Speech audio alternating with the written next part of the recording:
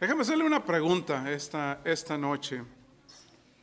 Y mi pregunta esta noche es, en el camino de su vida, en el que usted ha caminado por 20 años, 40, no sé, 60 años, la edad que usted tenga, yo ando cerca de los 50, todavía no llego, pero ya los ando rasgando, ¿verdad? Ya los ando arañando por ahí. Pero bueno, en ese transcurso de ese camino en su vida, ¿cuál etapa ha sido la más difícil? ¿Cuál ha sido la más difícil? Que usted tenga memoria en su infancia, en su juventud, en su edad de su vida de casado. ¿Cuál fue el proceso? ¿En qué parte del proceso de su vida fue más difícil? Y esa parte que usted ya identificó, porque está ahí, está en el pasado, pero sigue en el presente en muchas personas, ¿verdad? Aunque fue hace 20, 30 años o los años que hayan sido atrás, eso continúa ahí. Entonces, si eso continúa allí en nuestro presente, la pregunta aquí es, ¿cómo entonces poder nosotros caminar por ahí sin quedarnos ahí?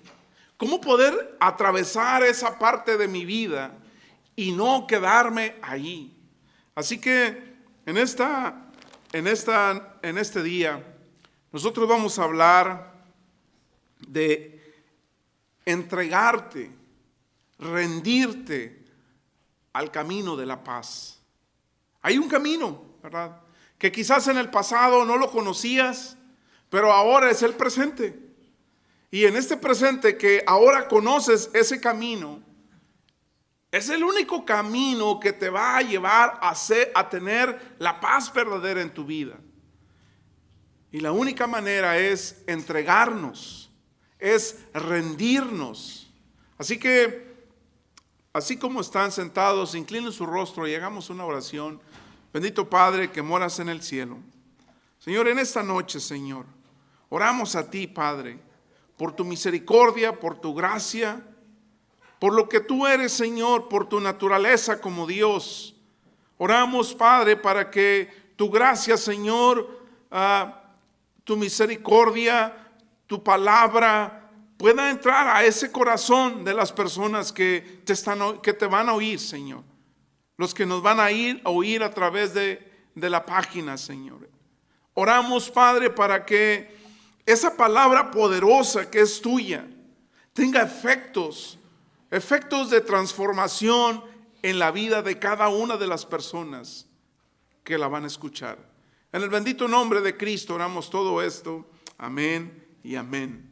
Hermanos, ¿se acuerdan cuando hablamos de esa etapa en su vida o en la vida de otra persona? Cuando el mundo se te vino encima, cuando la historia se acabó para ti, cuando todo terminó para ti, cuando todo se te derrumbó. Acuérdense, la primera etapa que hablábamos se le llamaba conmoción, o se le llama conmoción. Esa etapa de conmoción es cuando te quedas detenido allí, el impacto que la noticia que te dieron. En ese momento enseñamos en las semanas anteriores que necesitábamos la comunión con los demás y la comunión con Dios. La segunda etapa que entras cuando estás en ese mundo derribado le llamamos la pena. O sea, esta etapa de la pena te mueves a sentir o hacerte sensible. Pasamos a esa etapa donde sientes el dolor. Esta etapa es muy importante porque normalmente, por naturaleza, a nadie nos gusta el dolor. El dolor del divorcio, el dolor de un ser querido que ya se fue, el dolor que tú experimentas en tu vida. Esta etapa es crítica. El dolor de un abuso en tu vida sexual, físico, que todavía está allí. Déjame decirle que enseñamos aquí que llorar era saludable, y que la pena es lo único que te hace diferente de los animales. Es la emoción humana. Es una emoción humana cuando tú lloras. Jesús lloró, ¿verdad? Así que nosotros en nuestra naturaleza podemos hacerlo por la pena. Acuérdense que hablamos que cuando almacenas el dolor, ¿verdad? Cuando lo almacenas, la única persona que se enferma aquí es usted. Y luego entramos a la tercera etapa que le llamamos la lucha, ¿verdad? En esta etapa, hermanos, te sientes entumecido, te sientes triste, estás enfadado, empiezas a frustrarte. Es una etapa donde te empiezas a cuestionar, ¿por qué me sucedió esto a mí? Y se acuerdan que la semana pasada empezamos a hablar sobre en esta etapa de lamento y vimos un patrón de cómo lamentarnos. No lamentarnos de Dios, sino cómo lamentarme con Dios, ¿verdad? Enseñamos esto, que dijimos que entrábamos primero era la queja, y luego apelar, y luego recordar, y luego expresarle a Dios. Entonces, ahora, lo que nosotros vamos a ver este día es entregarte, rendirte, entrégate y ríndete a Dios. La emoción mejor descrita en esta parte es cuando tú te rindes, cuando tú te entregas. O sea, no importa el tamaño del divorcio que te hayas aventado, no importa el tamaño de problema que tú tengas o hayas tenido en tu vida, cuando tú te rindes, cuando tú te entregas, entonces es claro el camino. Vas a un camino que es donde tú realmente puedes experimentar la paz. El camino hacia la paz. Vamos a ver aquí cómo dejar salir el dolor en tu vida. ¿Te acuerdas que dijimos qué fue la parte en tu vida que hace 30 años o 40 años cuando sucedió más difícil? Más dolorosa? Lo que vamos a ver es cómo tú consigues dejar salir el dolor, cómo tú te puedes mover a través del dolor, cómo puedes pasar a través del dolor y no quedar atravesado o detenido. Muchas personas todavía siguen viviendo su divorcio. Muchas personas todavía siguen viviendo en esa discriminación. Todavía muchas personas siguen viviendo en un pasado que realmente ha destruido sus vidas. Y vamos a ver un pasaje en la Biblia, en la escritura, en el libro de Romanos, capítulo 15, versículo 4, dice: todo lo que se escribió en el pasado, se escribió para enseñarnos, dice la escritura, el apóstol Pablo, a fin de que, alentados por las escrituras, perseveremos en mantener nuestra esperanza. La Biblia nos está diciendo, o Dios nos está diciendo a través de la Biblia, que todo lo que está escrito se nos ha sido dado con una esperanza. Yo no conozco las pérdidas que usted haya tenido en su vida, tampoco las que yo voy a tener o voy a tener en el futuro. Pero es necesario saber cómo voy a responder a ellas. Y vamos a estudiar un caso específico en la Biblia. Vamos a estudiar una parte de la historia de David, el segundo rey de la nación judía. Un rey que fue rey, ¿verdad? En la nación judía. Y vamos a escoger una historia muy interesante. Es muy dolorosa. Pero ¿qué hizo David en esa historia de su vida para sanar? ¿Qué hizo David en esa historia de su vida para atravesar por ese dolor y no quedarse ahí detenido? Es en el libro de Segunda de Samuel, capítulo 12, versículo 66 al versículo 24. Segunda de Samuel, capítulo 12, versículo del 66 al 24. Dice: David le suplicó a Dios que perdonara la vida de su hijo. Entonces los ancianos de su casa le rogaban que se levantara y comiera con ellos, pero él se negó. Finalmente, al séptimo día, el niño murió. Los consejeros de David tenían temor de decírselo. No escuchaba razones cuando el niño estaba enfermo, se decían. ¿Qué locura hará cuando le digamos que el niño murió? Cuando David vio que susurraban entre sí, se dio cuenta de lo que había pasado. ¿Murió el niño?, preguntó. Sí, le contestaron, ya murió. ¿Qué hizo David? Esto es lo interesante. ¿Qué hizo David con la muerte de su hijo? ¿Qué sucede con David? ¿Dejó que la muerte de su hijo lo destruyera? ¿Dejó David que la muerte de su hijo lo definiera? ¿O dejó David que la muerte de su hijo lo destruyera?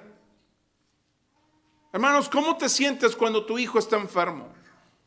¿Cómo te sientes cuando tu hija tiene un problema? ¿Cómo te sentirías cuando en la situación de David? O quizás ya lo experimentaste en el pasado con otra situación dolorosa. ¿Qué vas a hacer en tu vida para nosotros poder salir, atravesar, saber cómo tratar el dolor en nuestra vida? David nos enseña a hacer 6 cosas. 6 cosas que nosotros podemos hacer en nuestra vida. Lo vimos en los altares familiares. Y la primera cosa que vimos es aceptar lo que no se puede cambiar. Eso es lo primero que tengo que hacer en el camino a la paz. Es lo primero que pasa en la redención. Tengo que aceptar lo que no puedo cambiar. Pero lamentablemente, hermanos, la realidad comienza a establecer esto en nuestra vida. Hay cosas que definitivamente no podemos cambiar. Fíjese lo que dice David. Segunda de Samuel, capítulo 12, versículo 22 al 23 dice: ayuné y lloré, respondió David, mientras el niño vivía, porque me dije, tal vez el Señor sea compasivo conmigo y permita que el niño viva, pero ¿qué motivo tengo para ayunar ahora que ha muerto? ¿Puedo traerlo de nuevo a la vida? La respuesta es no.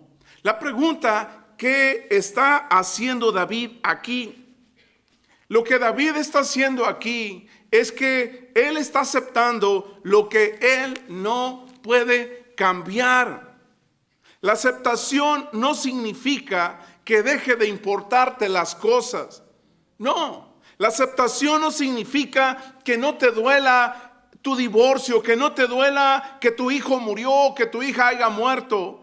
Eso no significa que no te duele. Sí duele. Duele, claro que duele. La aceptación no significa que pienses que lo que pasó es bueno. Obviamente que no lo es. Nada de eso es aceptación.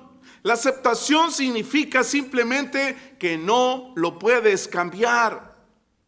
No puedes cambiar muchas cosas en esta vida. David dijo, mi hijo ha muerto, no puedo cambiar esto. Quizás algunos de ustedes han tenido un sueño que no ha sucedido, pero ya terminó. Tienes que buscar conseguir un sueño nuevo. Tienes que conseguir una nueva visión. Tienes que conseguir una nueva meta en tu vida. Este nos lleva al segundo paso que David nos enseña cómo nosotros podemos doblegarnos, rendirnos, entregarnos para entrar a ese camino de paz. La segunda cosa que David hizo es, recuerda que no es el final de la historia. Recuerda que no es el final de la historia. El rey David, mientras experimentó la pérdida de su hijo, fue capaz de concentrarse en la esperanza que estaba adelante de él, creyendo que Dios no había terminado. Fíjese lo que dice 2 Samuel 12:23. Un día yo iré a él, pero él no puede regresar a mí. Un día yo iré a él. Está hablando David de la muerte de su hijo. Pero él no puede regresar a mí. ¿Qué estaba sucediendo en la vida de David? Había comprendido y había aceptado que su hijo no volvería con él a esta tierra. Pero ¿qué sucedía? Él confiaba en que él podía reunirse con su hijo, que su hijo no iba a venir a él, pero él iba a ir con su hijo. Y la muerte del bebé, ¿qué sucede? No fue el final de la historia. Durante la pena, hermanos, una de las transiciones más difíciles es avanzar hacia el futuro.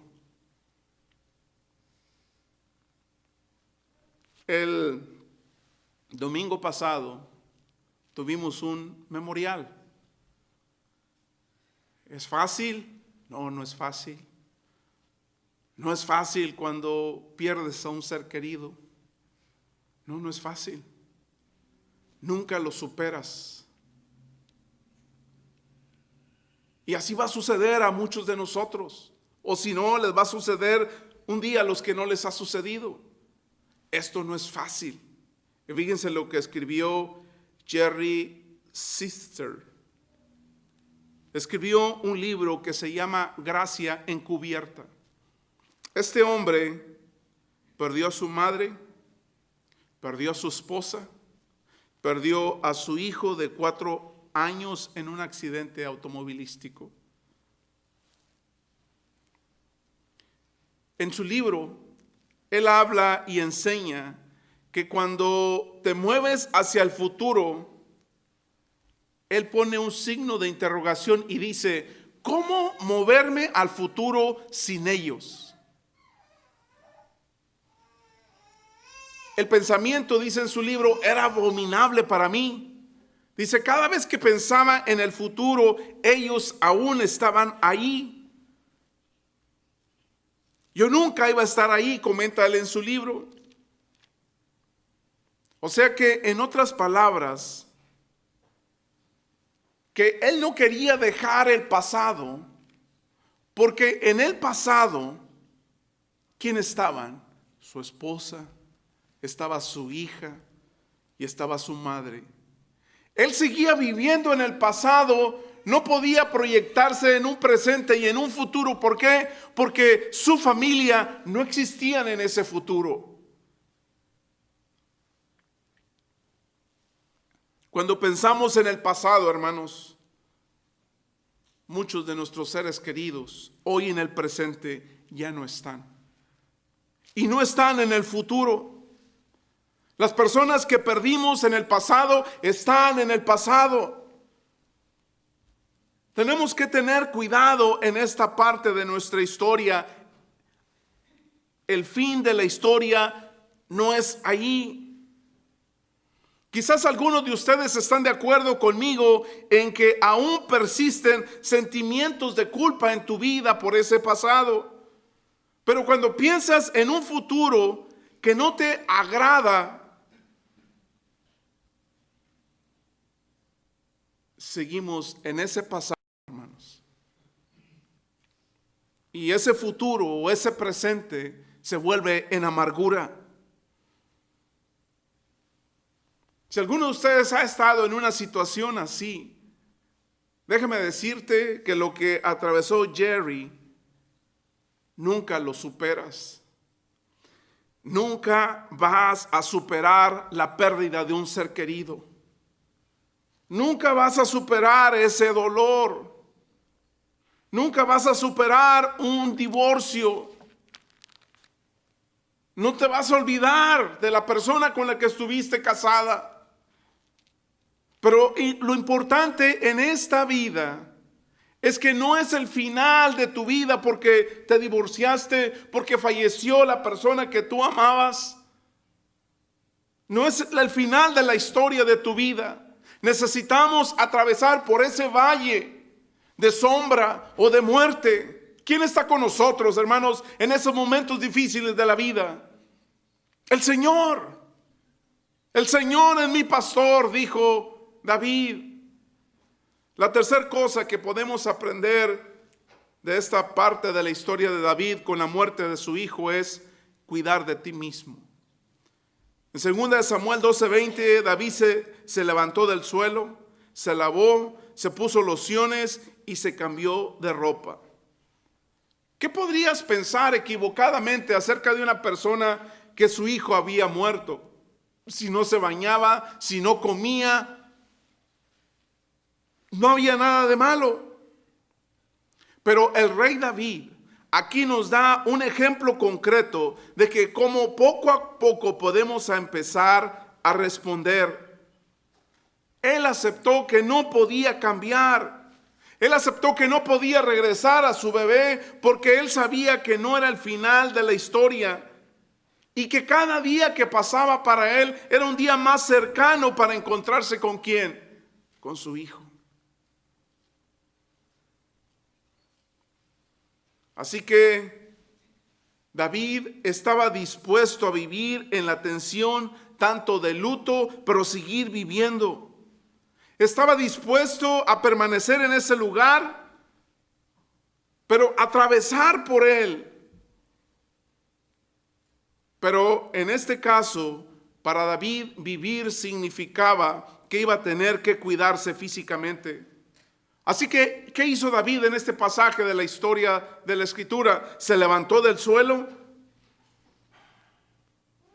Se levantó del suelo. ¿Qué proyecta este pasaje? Que David tocó fondo. Tocó fondo cuando David recibió la noticia de que su hijo había muerto. Y esto nos lleva a la cuarta cosa que David hizo. Enfócate en Dios a través de la adoración. Dios nos va a ayudar a hacer esto por lo difícil que parezca. En 2 de Samuel capítulo 12 versículo 20 dice: luego fue al tabernáculo a adorar al Señor. Dice Salmos 73, versículos 16 al 17, trataré de entender esto, dice David, pero me resulta muy difícil. Entonces fui al santuario de Dios y fue ahí donde entendí. Aquí lo que David está diciendo, que sabía que la adoración puede expandir nuestro discernimiento espiritual y entenderlo mejor. Se dirigió directamente a la casa de Dios, al tabernáculo. No se fue a la barra con los amigos, no se fue con las amigotas, se fue directamente con Dios, a decirle a Dios su pena, su dolor. Cuando él recibió esa noticia que su hijo había muerto, esta pérdida de su hijo que lo había llegado a tocar fondo, lo llevó hasta el piso, a postrarse en el suelo. ¿A dónde lo dirigió esto? A la casa de Dios. Es porque él sabía que en la adoración comenzamos a vislumbrar cómo Dios se mueve y trabaja en la pérdida. Cómo Él está trabajando en nuestro mundo. Cuando Él está trabajando en nuestras vidas, cuando venimos en humildad a entregarnos en adoración a Él. Y esto nos lleva a la quinta parte de este pasaje que aprendemos de David, de 2 de Samuel, capítulo 12. Lo que él hizo es: haz algo productivo. En tu dolor, en tu conmoción, en tu pena, en tu tristeza, en tu lucha. Parte de la redención es hacer algo productivo. Cuando somos golpeados con una pérdida inesperada, lo que sucede es que nos quedamos paralizados con ella, nos quedamos atorados. ¿Qué sucede cuando pierdes tu trabajo? ¿Qué sucede cuando llegas a tu trabajo y te dice el manager, ¿sabes qué? No hay trabajo. ¿Cómo? No hay trabajo, estás despedido, se acabó el trabajo, no hay trabajo para ti. ¿Pero por qué me dices eso? He trabajado para ustedes por 15, 20 años. ¿Por qué nada más me estás diciendo no hay trabajo y te tienes que ir? Es un dolor que experimentas.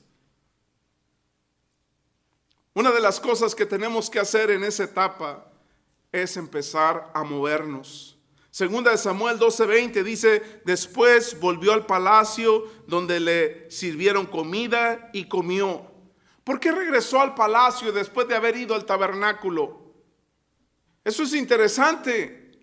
El palacio era la oficina de David, donde él trabajaba, donde él tenía su oficina, donde él tomaba decisiones, y se puso a comer. Déjame hacerte un punto de vista aquí para que reflexionamos en esto. El hijo de David había muerto un día antes. David al día siguiente se pone a trabajar. Para muchas personas es decir: oye, este hombre que está loco, este hombre que está pensando. David superó el duelo. Obviamente que no lo superó. Eso no lo superas. Recuerden que dijimos que no superas el duelo, sino que tienes que atravesar a través de él. David continúa en su duelo. Él está triste. Pero el asunto aquí, que David está aceptando que él no puede regresar a su hijo. Y esto nos lleva a la última cosa que David hizo en su vida cuando su hijo muere. Sigue amando aún en medio de tu dolor. ¿Por qué? ¿Por qué necesitamos seguir amando en medio de nuestro dolor? ¿Saben? Cuando te hieren, cuando te lastiman, levante su mano. ¿A quiénes de ustedes los han lastimado o lastimados? Levante su mano. ¿A quiénes de ustedes lo han herido? Levante su mano, hágalo. No. ¿A quién de ustedes lo han herido? Casi a todos los que estamos aquí. ¿Saben cuándo a veces hemos tomado estas decisiones? ¿Han visto una tortuga? ¿Qué hace una tortuga cuando se ve lastimada, se ve agredida? Mete su cabeza, mete sus piernas en el caparazón, en el casco. Muchas veces así reaccionamos. Pero ¿sabes por qué el dolor nos duele? ¿Sabes por qué experimentamos el dolor en nuestra vida? Por una razón muy simple, pero muy grande. Es porque tienes amor. Cuando tus hijos toman decisiones equivocadas, ¿te duelen? Sí, nos duelen. ¿Por qué? Porque los amamos. Por eso es que nos duelen. Cuando tu pareja toma decisiones equivocadas, te duelen. ¿Por qué? Porque la amas o lo amas. Gritas, te molestas con tu pareja, pero lo sigues amando. Por eso es que experimentamos el dolor, porque tenemos la capacidad de amar. Dios nos ha amado. No debes de tener miedo, porque en realidad el dolor hace más profundo tu amor. Jesucristo estaba en la cruz y Jesucristo les dice: Señor, perdónalos porque no saben lo que están haciendo. Lo habían torturado, lo habían crucificado y finalmente lo asesinaron, y Jesús pidió perdón por ellos. ¿Por qué? ¿Por qué? Algunas personas se preguntan: ¿por qué Jesús hizo eso? Porque simplemente Jesús nos ama. Muchas veces traicionas a Jesús y Jesús te sigue amando. Muchas veces cometemos errores, pero Jesús nos sigue amando. ¿Qué haces cuando alguien rechaza tu amor? ¿Qué tienes que hacer cuando alguien rechaza tu amor? Tienes que redirigirlo. ¿Qué sucede cuando quieres un hijo y que eres estéril? Tienes que redirigir tu amor, porque si no te vas a amargar en tu vida. Hay 137 millones de huérfanos en el mundo que les encantaría ser adoptados por alguien.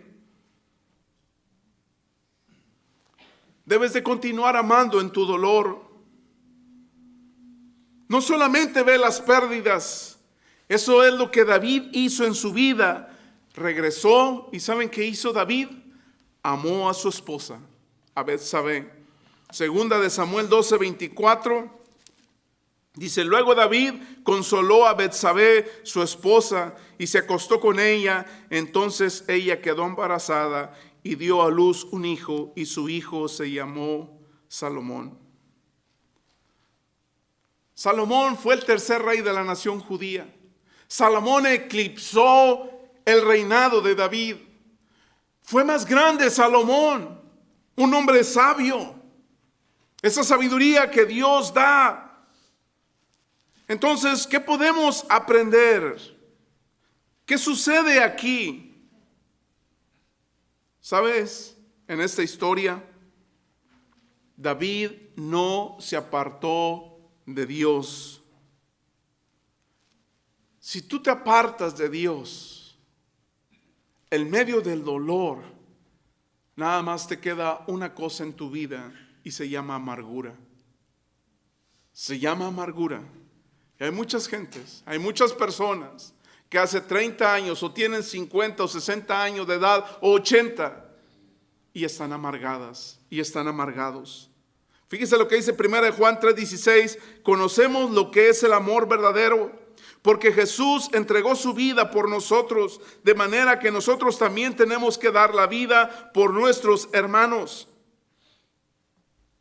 Hermanos, para antes de terminar, este es el camino de la paz. Es el camino de entregar tu dolor. Es el camino de entregar tus heridas. Es el camino de entregar tus problemas. Entregar todo lo que en tu vida está arruinado, destruido. Necesitas rendirte a Jesús. Necesitas entregarte completamente a Jesús. Y es como realmente nosotros vamos a sanar en nuestra vida. ¿Usted cree que pueda suceder eso en su vida? Vamos a ponernos de pie, vamos a cantar esta alabanza al Señor. Y si en medio de esta alabanza usted quiere entregar su vida a Cristo, usted quiere redirigir su vida nuevamente a Jesús, lo puede hacer. Si en medio de esta alabanza usted desea entregar su vida a Cristo, hágalo. Puede hacerlo. Cante con nosotros.